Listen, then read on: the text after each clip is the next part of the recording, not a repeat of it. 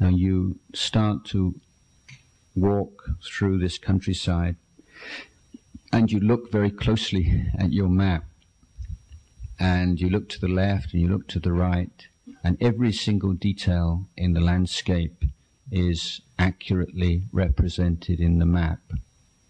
So after some time, you develop a strong confidence in this map. This is a really good map. This is a really accurate map. Now suppose you take a rest and you open up the map and you look far ahead and you see representations of a mountain range. And it says these mountains are 20,000 feet high, 25,000 feet high. Now you have come from an extremely flat country where there's no mountain higher than about 100 feet. You've never seen one, you've never seen pictures of one. All you've ever seen is flatness. Now, if you look at this map and you see the map says that if you keep on walking in this direction, you're going to come to mountains 20,000 feet high. It would be completely reasonable and rational to say rubbish. I can't even think, I can't even imagine how that can possibly be. Everything in my experience, my common sense, everything tells me it's not possible. The highest piece of land I've ever seen is 100 foot, and you're telling me there's something 20,000 feet high. But then another voice kicks in and it says, but hold on, this map in the corner which I have personally verified by walking through the area it maps or relates to, this map is extremely accurate. Now, is it possible, or is it likely that a map is extremely accurate in one corner and completely inaccurate in another corner? So here you say, well, yes, that's a point too, isn't it? It seems more likely that a map is either completely inaccurate or completely accurate, or if it is inaccurate, only in very small details, not in huge features like this. Now, the analogy I'm drawing here is with the Buddhist teaching. There are a number of teachings which you can verify in your daily life, in your own experience, without too much difficulty.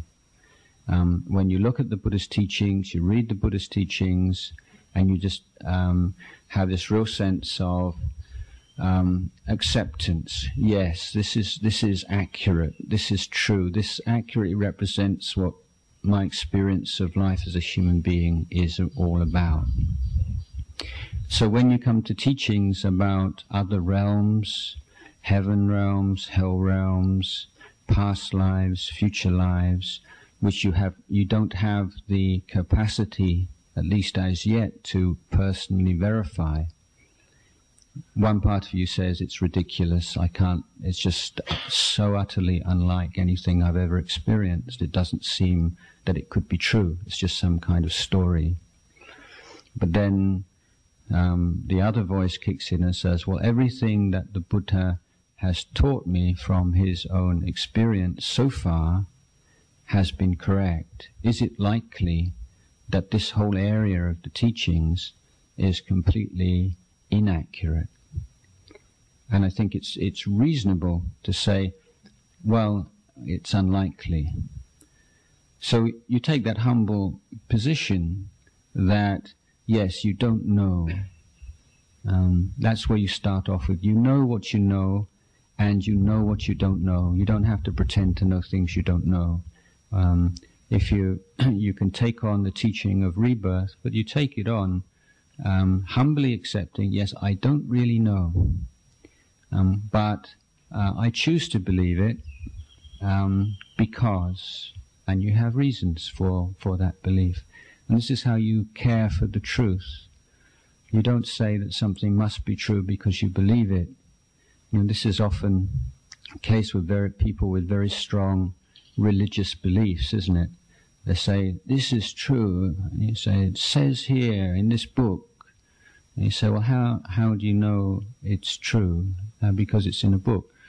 Well, it's because I just feel it. I just feel it in my heart so strongly. You know, it must be true. You know. Okay. But then you've got what we call circular reasoning, haven't you? Something is true because I believe it, and I believe it because it's true. But this is a false argument, isn't it? That something doesn't become true just because of the strength of the feeling that it produces within your mind. And it's possible, and I'm sure we've all had mistaken beliefs in the past, which we've all believed in very strongly.